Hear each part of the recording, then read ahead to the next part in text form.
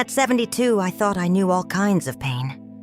But nothing prepared me for what I overheard in that cold, quiet hallway at the rehab clinic. It's better if she never leaves.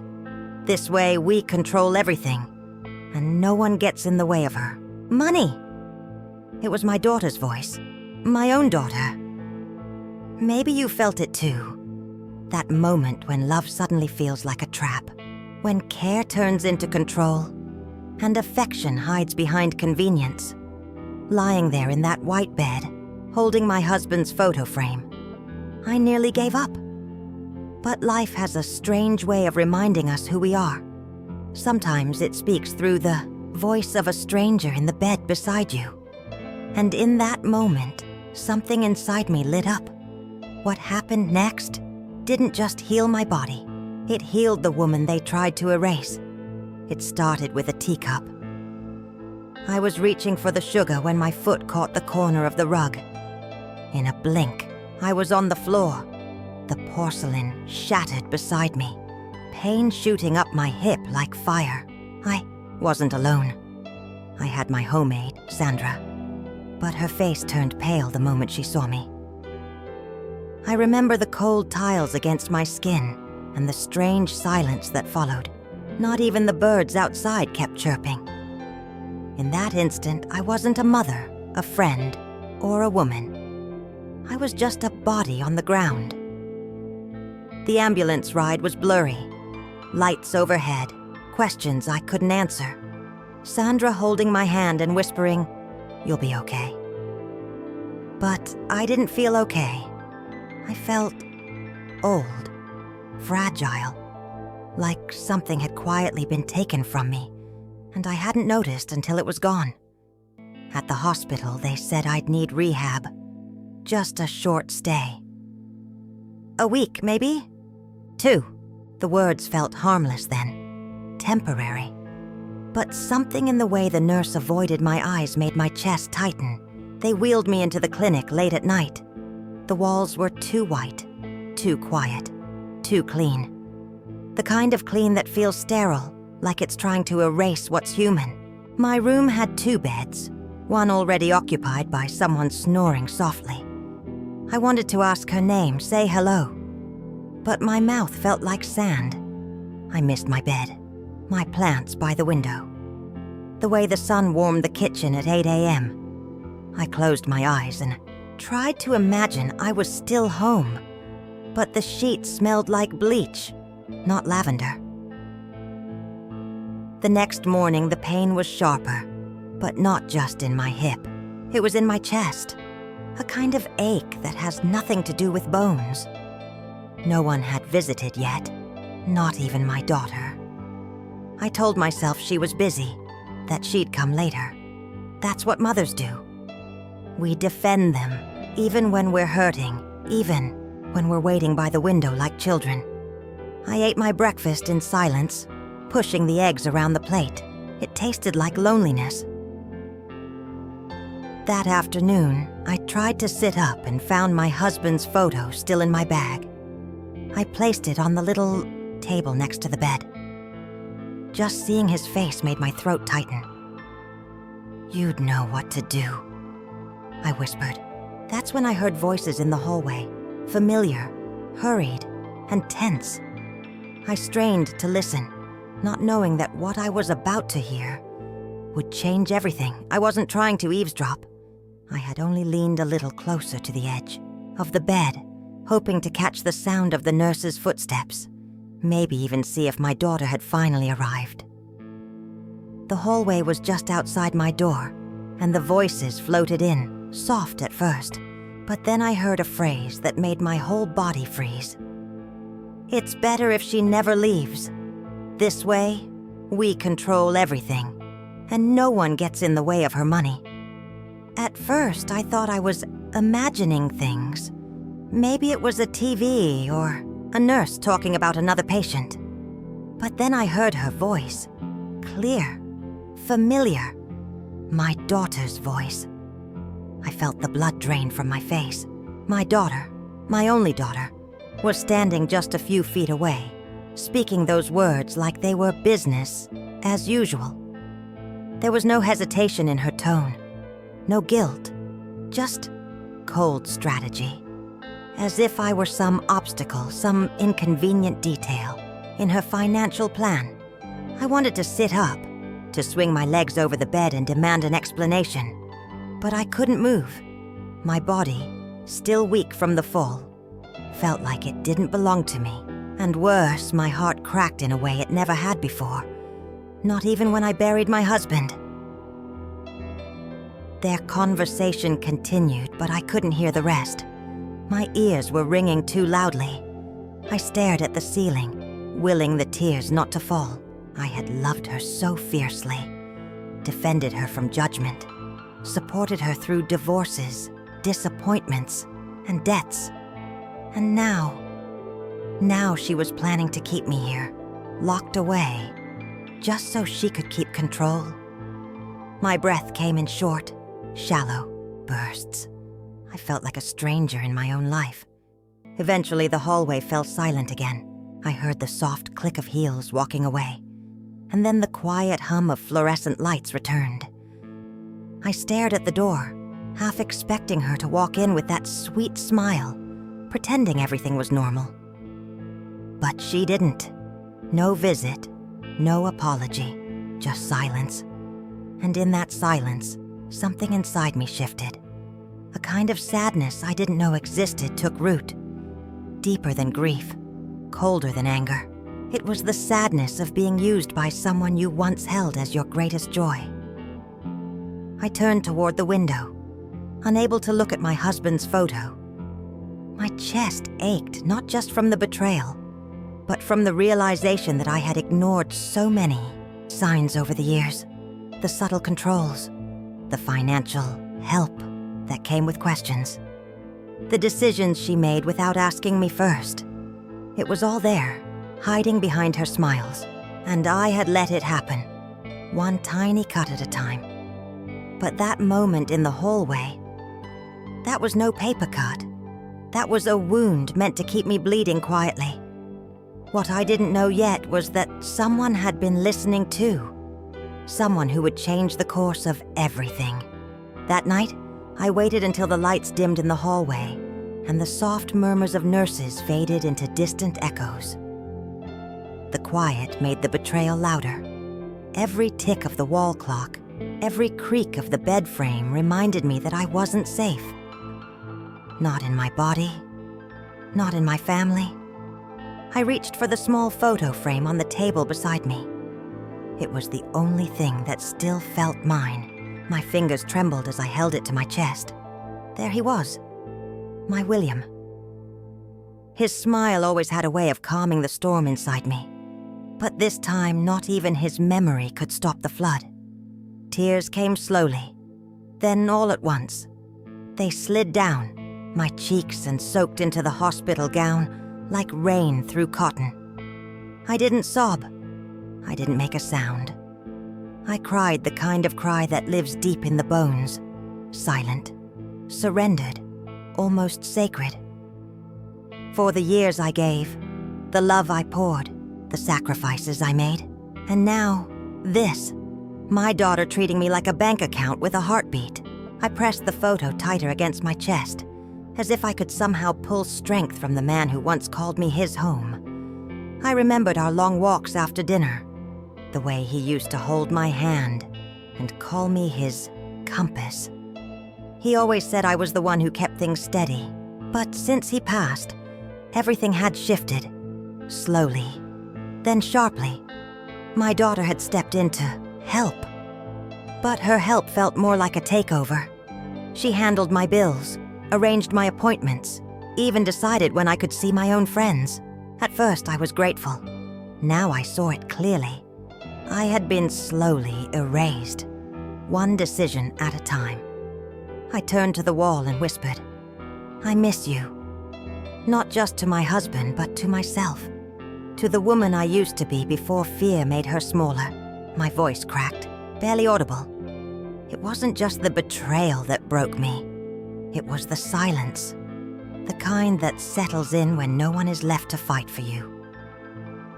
I felt like a ghost trapped in a living body, waiting for someone, anyone, to remind me that I still mattered, that I wasn't just an old woman tucked away for convenience.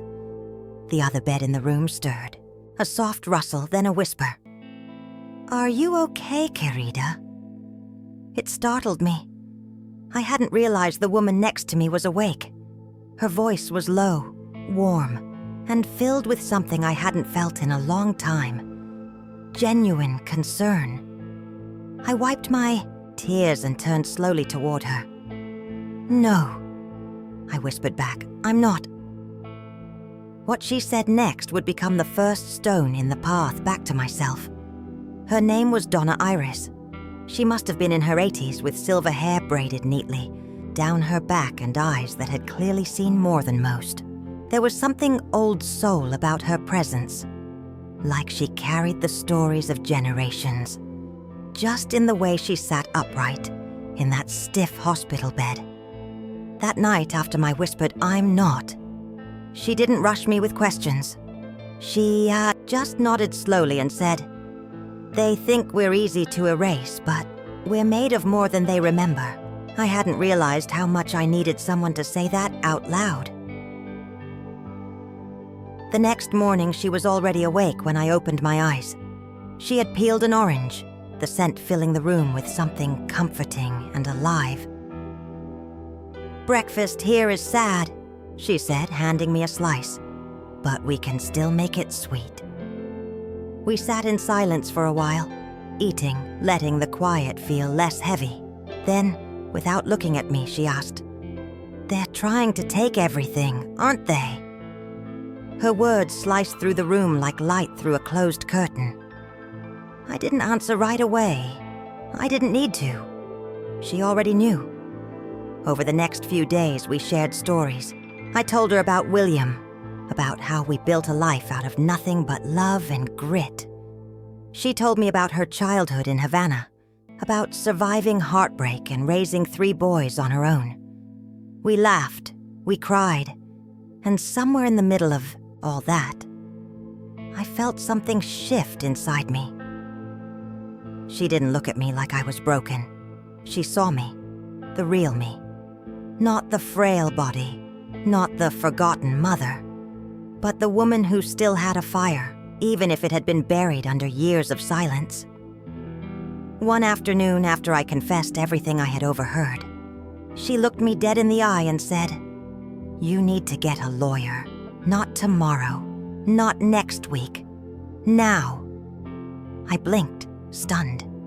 "But they're my children," I whispered. Her voice didn't soften. "And you are you. You were someone before them. And you still are." That sentence landed like thunder in my chest. No one had said that to me in years.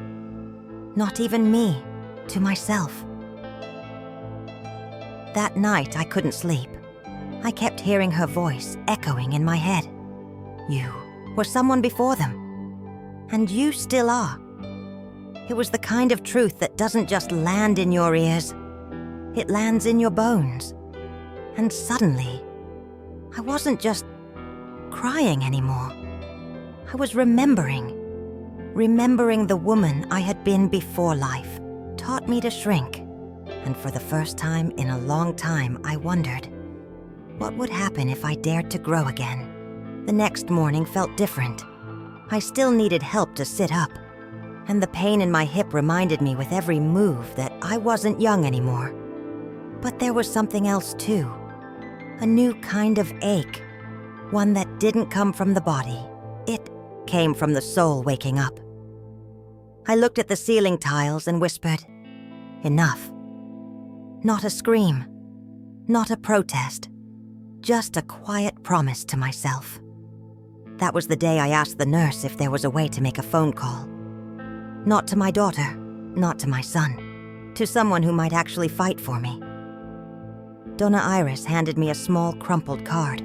"He helped a friend of mine. He's discreet, and he listens." The name was simple. Just Michael Rayner, elder rights attorney. I didn't know if I had the strength to open that door, but I did know this. If I waited for my daughter To loosen her grip, I'd die in that bed with my dignity packed away like old sweaters. So I asked the social worker to help me dial. My hand trembled as the phone rang, and when a calm voice answered with, "This is Michael," I felt a tear run down my face. It was the sound of possibility. Michael visited the very next day. He sat beside my bed in a blue shirt and kind eyes, his notepad open but his attention fixed on me. He didn't interrupt. He didn't rush. He listened as I poured out everything. The hallway conversation, the frozen bank account, the pressure to sell my car, the documents I never fully read. His brow furrowed deeper with every detail. And when I finally finished, voice barely, holding on, he said, "You're not alone anymore. What they're doing is not just wrong, it's illegal." Those words hit me like a gust of wind in a room that hadn't seen fresh air in years. Illegal. It meant I wasn't imagining things. I wasn't being dramatic or overly sensitive or forgetful like my children so often implied. I was right to feel trapped, right to feel betrayed. I had spent years doubting my own instincts because they came wrapped in wrinkles and gray hair. But in Michael's eyes, I saw something I hadn't seen in a long time. Respect, and that respect gave me strength. We began gathering evidence together, quietly, patiently. The clinic staff cooperated after Michael showed them the paperwork. I found old emails, odd transactions, missing checks. The truth wasn't hiding. It was waiting to be acknowledged. Every day I felt a little stronger. My body still needed therapy, but my spirit? That was already standing tall. And somewhere deep in my chest, a question began to bloom. What else had they stolen while I wasn't looking? The file Michael compiled grew thicker with each passing day. At first, it was just bank statements, small withdrawals that didn't match any memory I had. Then came the signatures. My signatures. Except they weren't mine. He laid them side by side, pointing out the curves and angles. "See here?" he said gently. "This stroke lifts too early. It's not yours." I stared at the paper, a chill crawling up my spine. My daughter had been forging my name, signing away my money, my rights, my trust. And for how long? Years, he said. Quiet, calculated years. He uncovered property transfers I never approved, insurance claims I'd never seen, and digital accounts opened in my name. I felt like I was drowning in a version of my life that had been manipulated behind my back. A world built from my resources but shaped by someone else's hands. The betrayal wasn't just emotional anymore. It was structural, systemic, cold. I had been turned into a ghost inside my own legacy. And worst of all, I had thanked them for it. Thanked them for helping, for taking care of me. The anger came slowly, like heat rising through ice. I had always been taught not to raise my voice, not to cause trouble. But now, I wanted to scream. Not just at my daughter, but at myself. For every time I dismissed that tight feeling in my gut. For every, "It's fine," I muttered when something felt off. For every time I told myself, "They mean well." Michael saw it all on my face and placed a hand gently over mine. "This isn't your fault," he said. But it still felt like I had let it happen. I spent the next few days replaying memories with new eyes. Her insistence on handling the bills, the way she'd frown whenever I asked about my pension, the day she said, "Don't worry about that, Mom, just sign." So many red flags, disguised as affection. I realized I hadn't been losing my mind. I'd been gaslit, slowly, carefully, until I doubted everything that once felt solid. I wasn't confused. I was being controlled. One evening, as the sun dipped below the horizon outside my window, I looked at my reflection in the dark glass. For the first time in years, I didn't see a victim.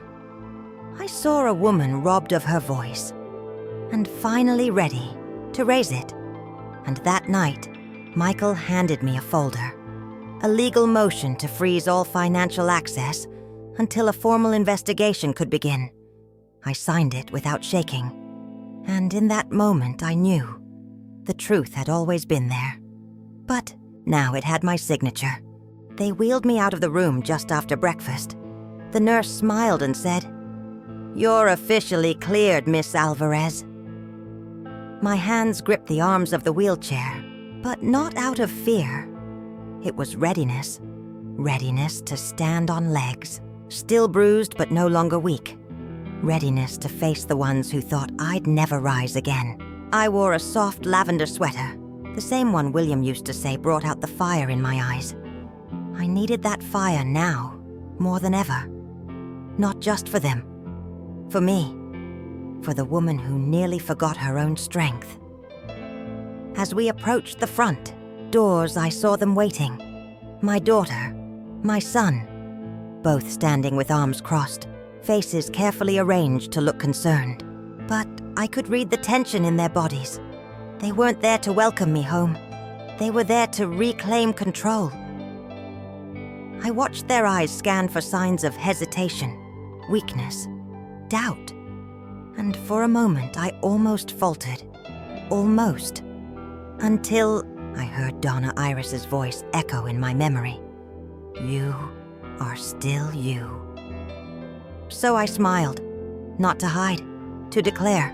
I stood slowly, steadying myself with the cane the therapist had given me. No one rushed to help. They were too stunned. I took one step, then another, until I was fully upright. No wheelchair, no tears, just me. My daughter opened her mouth to speak, but I lifted a hand and said calmly, "Not here." I wanted to be the one to set the terms now. I walked right past them and down the ramp, feeling the wind in my face.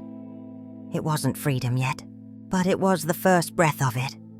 Outside, Michael was waiting by the car. He nodded with quiet approval, opening the door for me like a gentleman from another time. As I sat down, I looked back at the building, the one where I almost lost myself. And yet, it had also been the place where I found my voice. Funny how life works.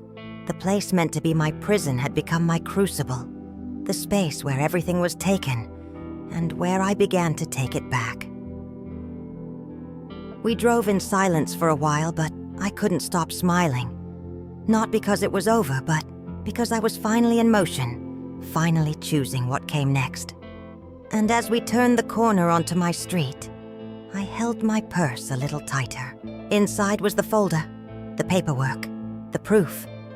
But more importantly, it held the truth, and I was ready to use it. What I didn't expect was what my children would say or do when I finally confronted them face to face. They were already waiting on my porch when the car pulled up. My daughter stood stiff, her arms crossed tightly, while my son shifted his weight from foot to foot, like a child caught in a lie. The irony made me want to laugh. They looked nervous, like I held the power now, because I did. I stepped out of the car slowly, cane in one hand, dignity in the other. Michael stayed behind me, silent but solid, a quiet reminder that I was no longer alone in this fight. My daughter opened her mouth, but I beat her to it. "You've taken enough from me," I said, voice calm as glass. "Now, I'm taking myself back." She blinked, clearly not expecting a confrontation. Much menos one delivered with such composure. I could see her calculating, deciding whether to cry, to argue, to plead. She went with outrage. "We were helping you!" She snapped. "You were confused. We did everything for your safety." But the trembling in her voice betrayed her. I simply handed her a copy of the motion, signed, sealed, filed. "Then why did you empty my account without asking?" I asked, watching. The color drained from her face. My son stepped forward, trying to play the peacemaker. "Mom, let's not do this here, okay? Let's just sit and talk." But I held up my hand again. "You talked. I listened. For years. Now you listen." The power in those words didn't come from volume. It came from truth. And the truth stood taller than any lie they could offer. I told them everything. What I knew. What Michael had found. What the investigation would uncover. I saw the shift in their eyes. The realization that their game was over. This wasn't just a warning. It was justice, dressed in silk and steel. I didn't yell. I didn't cry. I simply stood on the porch of the home they'd tried to steal and reclaimed it, inch by inch. "You can go now," I said softly. "Or stay and watch who I become, without your hands around my life." My daughter hesitated, then turned sharply and walked toward her car. My son followed, glancing back once, his eyes filled with something close to shame. And just like that, they were gone. No storm, no drama, just silence. The kind of silence that follows truth like a shadow. I stepped inside my home and let the door close behind me with a soft click. I was still holding my cane, but I stood straighter now. The house smelled like lavender again. Sandra must have come by to tidy up. I walked to the kitchen where the morning light hit just the way I remembered. And for the first time in a long time, I didn't feel like a guest in my own life. I felt like the woman who built it. But there was still one more thing I needed to do. Not for justice, but for closure. The next morning, I stood by the mirror in my bedroom, brushing my hair like I used to before William passed. Each stroke felt ceremonial, like I was reintroducing myself to the woman staring back at me. The creases on my face hadn't changed.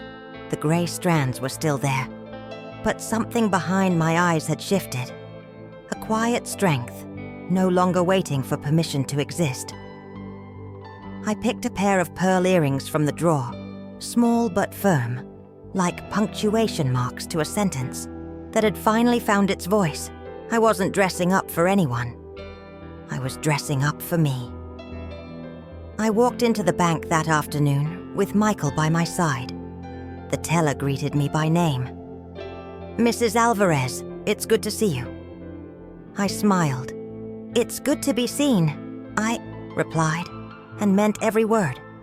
We closed the unauthorized accounts, froze the ones still under review, transferred power of attorney back to me. Every signature I placed on those documents was like stitching a torn part of myself.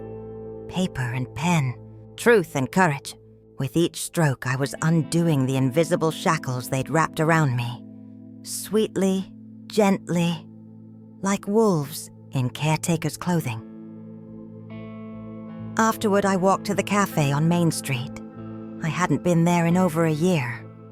Not since my daughter insisted I shouldn't be out alone. I ordered William's favorite, a hazelnut latte with just one sugar, and sat by the window where we used to laugh about strangers passing by. The barista complimented my earrings. I smiled and said they're old but still standing, just like me. I took a sip and felt the warmth settle into my chest, not just from the coffee, from freedom, from having choices again. Even small ones, especially small ones. Later that evening, I called Donna Iris. She answered on the second ring. "You sound taller," she said before I even spoke. I laughed, really laughed, and told her everything. She didn't offer advice. She just listened, like always. And before we hung up, she said, "Now you can be who they were afraid you'd remember. Her words stayed with me, wrapped around my ribs like armor, because that's what this had always been about. Not just money, control, erasure. They didn't want the version of me who remembered how to choose, to speak, to walk unafraid. I ended the day on the porch, wrapped in a shawl William had given me years ago. The breeze was soft, the sky painted in golds and purples, and as I rocked gently in the chair, I felt no bitterness, only clarity. They had tried to steal my future by rewriting my present, but I took it back. One step, one paper, one truth at a time. Still, I knew something else was waiting. Not justice, not revenge. Something more sacred, something quieter. A final whisper that only I could answer. The days that followed weren't loud or dramatic. There were no news headlines, no courtrooms, no family screaming matches. Just silence, the kind that feels clean. Every morning I woke up a little lighter. I started putting out fresh flowers in the kitchen again, began humming old songs while folding laundry. These small acts weren't chores anymore. They were rituals of return. With each movement, I was stepping back into my own skin, reclaiming the rhythm of a life that had once been mine and would be again. No longer surviving, living. I began journaling, nothing fancy, just a little notebook from the corner store. I wrote letters to William, to my younger self, to the version of me that almost didn't make it out of that clinic. I wrote not to remember, but to witness, to say, I see you, I forgive you, I believe in you. And slowly those pages stopped feeling like goodbye letters and started feeling like beginnings. It's funny how healing doesn't roar. Sometimes it whispers, and you only hear it when you finally get quiet enough. One afternoon, I sat on the porch and looked out at the street. The same street I'd once felt too small to walk down alone. Now it looked different. Not because it changed, but because I did. I didn't need a parade. I didn't need applause. Just peace. Just a quiet, knowing that I had fought for myself when no one else would. That I had chosen dignity over convenience, truth over comfort. And that choice had opened a door inside me that would never close again. I still talk to William. Not in the way I used to, but in the way the wind talks through trees. Soft, steady, always there. I tell him I'm okay, that I didn't vanish like they wanted, that I'm still here. And sometimes, in the hush of early morning, I hear him answer. Not with words, but with presence. A breeze through the curtains, a flicker of light on the frame, a warmth in my chest when I need it most. Not everything that's real can be touched, but it can be felt, and that's more than enough. So here I am, 72 years old, not broken, not erased, just awake, fully, fiercely awake. And if someone tries to dim your light, to quiet your voice, to rewrite your name, remember this: you are not too old to begin again. You are not too late to be free. Where are you watching from? Tell me your city and your age in the comments. And if this story reminded you of someone you love, don't forget to hit subscribe and share it with someone who needs to hear it.